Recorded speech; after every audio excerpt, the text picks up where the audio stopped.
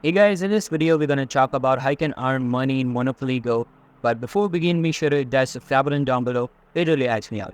So first of all, open up Monopoly Go application on your mobile device and make sure it's updated to its latest version. After updating, you will be redirected to the home page of Monopoly Go where the actual game is played. On the home page, just go over to the album section and you can see that you'll be able to get this prize mentioned at the top by getting all of these stickers. The other thing you can do is simply go over to the front section and invite them. By inviting them, you will gain dice rolls that will ultimately convert into money. If you invite 10 friends of yours, you will be able to get a prize with 150 dice rolls. This is a really fast way to gain rolls and convert them into money.